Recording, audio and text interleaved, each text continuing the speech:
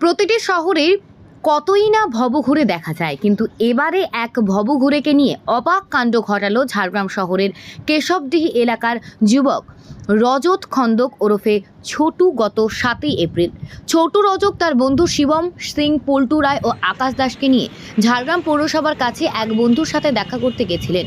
সেই সময় তার চোখে পড়ে পৌরসভার মেন গেটের সামনে বসে রয়েছে এক ভবঘুরে। তৎক্ষণাৎ রজত ঝাড়গ্রাম হাসপাতালে ছুটে আসে। এমার্জেন্সিতে থাকা ডাক্তার রাজীব দের কাছে যোগাযোগ করে সম্পূর্ণ বিষয় তাকে খুলে বলেন। তৎক্ষণাৎ ঝাড়গ্রাম হাসপাতালে ডাক্তাররা তার কথা শুনে সেই ভবঘুরেকে হাসপাতালে নিয়ে আসার কথা বলেন।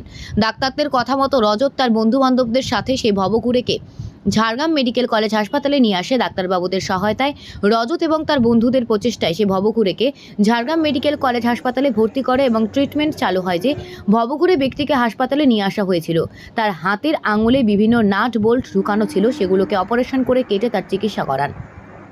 প্রায় 11 দিন ধরে রজত ও তার বন্ধুরাই সেই ভবঘুরের সাথে হাসপাতালে থেকে আজ চিকিৎসা শেষ করে আজ ছুটি করিয়ে সংবাদ মাধ্যমকে কি জানিয়েছেন শুনুন। কি নাম আপনার? আমার নাম হচ্ছে রজত খন্দক। কি হয়েছিল? হয়েছিল বলতে একটা ভগবুর দীর্ঘদিন ধরে আমাদের ঝাড়গ্রামে ঘোরাঘুরি করে, ঠিক আছে। ওর হাতের অবস্থা খুবই খারাপ ছিল। ওকে আমরা 7 তারিখ সন্ধ্যাবেলায় ঝাড়গ্রাম পৌরসভা নিচের থেকে আমরা উদ্ধার করে আমরা ঝাড়গ্রাম সুপার স্পেশালিটি হাসপাতালে নিয়ে আসি। ওখানে আমাদের রাজীব স্যারের সাথে আমরা আলোচনা করে ওকে অ্যাডমিট করি। রাজীব স্যার কে? রাজীব স্যার বলতে আমাদের ডাক্তার এমডি, আচ্ছা। এমার্জেন্সিতে থাকে, ওর সাথে আলোচনা করে আমরা হসপিটালে ভর্তি করি। তারপর 2-3 দিন থাকার পর আমাদের ডাক্তারবাবুরা প্রচুর সাহায্য করেছে। ওর হাতের অবস্থা খুবই খারাপ ছিল। এখন মোটামুটি অপারেশন করার পর আংটিগুলো সব খোলা হয়েছে। খোলার পর ও মোটামুটি আগের থেকে এখন প্রচুর সুস্থ আছে।